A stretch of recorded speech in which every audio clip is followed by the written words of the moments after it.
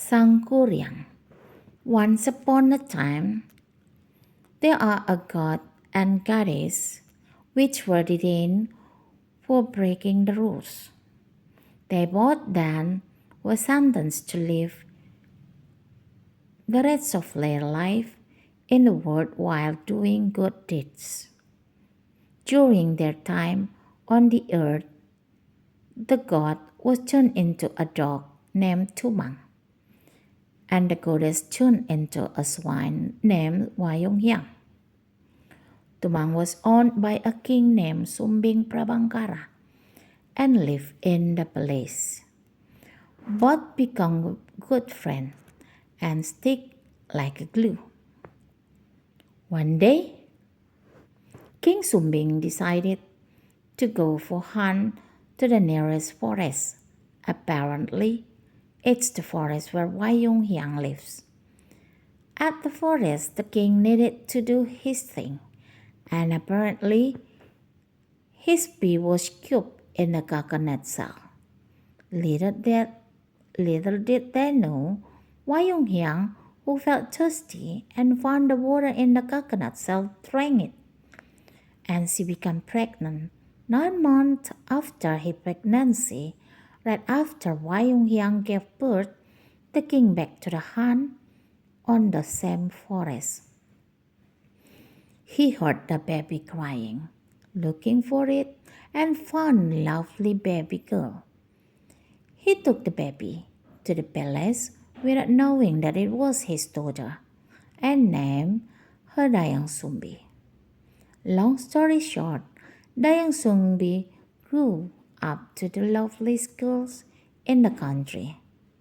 Lots of princes quarreled and fought of her. Dayang Sumbi, who felt uncomfortable, chose to remain silent and moved to the middle of nowhere, where no one knows her. There she lives only with Tumang, her best friend. She spent her life weaving clothes with traditional loom she has. One day, the loom was fallen to the ground and she was too lazy to pick it up. She swore to herself, anyone who broke her the loom, if she's a girl, then she will consider her as her sister. And if he was a man, then she would marry him. Suddenly, Tumang appeared and bring her the loom. As her promise, she married Tumang, and his husband Tumang revealed himself and turned himself to be a lovely god only when the full moon comes. Dayang Sumbi then became pregnant in no time. The king was so angry to hear about this. He casted her out of his family name and taught her to live far away from the place. Long story short, Dayang Sumbi has a British baby boy. She named him Sangkuriang. He grew up to be a decent, strong, pretty guy who loves her mother without knowing that the dog who happened to stay with him all along was his father. Dayang Sumbi sent him to the Kohan. She told her son that she wanted to deer heart for dinner. Sangkuriang took Tumang to go with him, yet he couldn't find any deer after 3 days of hunting. He was too afraid of going home with an empty hand. Suddenly, he saw a pig and asked Tumang to go for it. Tumang remained silent since he knew it was Wayongyang, her granny. Sangkuriang was so upset and pointed her bow and arrow to Tumang. Accidentally, he got shot and died. Tumang asked him to get his heart given to his mother. This young guy cried with tears for couldn't bear the sadness of losing his best friend. He took to Monk's heart as he wished and became to her mom and come home to her mom. The young Sumbi was so very happy to have her son back. Yet she was curious why didn't Tumang come along. She asked Sangkuriang where Tumang was. But Sangkuriang kept silent and didn't tell the truth. The young Sumbi, who had a good instinct, found out that it was Tumang's heart. She hit Sangkuriang on his head and then casted him out. Time flew by. Sangkuriang has grown up to be a good-looking man with well-built body.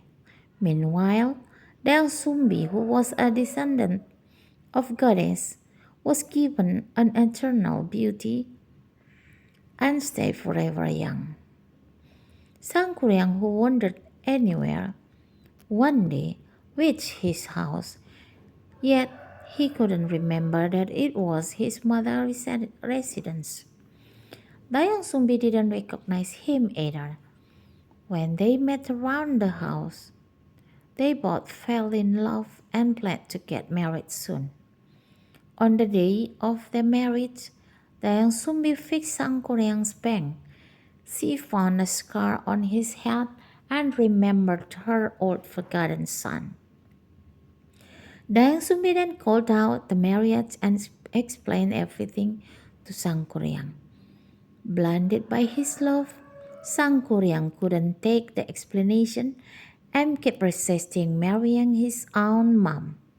He even threatened that he will destroy everything he found. Then Sumbi, who knew that Sangkuriang has such God power, felt threatened with it. She then thought of an idea on how to defect the marriage. She gave Sangkuriang a term that she thought he won't be able to fulfill. In order to marry her, he needed to build her a huge lake along with a boat just in the night. If he could fulfill then she would marry him. Sangkuriang with his goddess superpower asked the genies and spirit to help his work done. And just a few hours before the dawn, the young Sumbi, who didn't expect that to happen, was so surprised that thought of an idea. She made a huge fire in the east of the koi Sangkuriang, so he thought the dawn had coming. The genies that thought that it was the dawn were fled to the sunlight and ran away and left Sangkuriang alone. Sangkuriang was so mad that couldn't finish his work. The coconut shell he used to dig the ground was turned to the east and becomes a Mount Mangalayang. Sangkuriang kicked away the boat he met, and apparently it was laid down on the back. The boat then turned into Mount Tangkuban Perahu. Tangkuban Perahu literally means upside down boat. Yes, believe it or not, the mountains look like an upside down boat.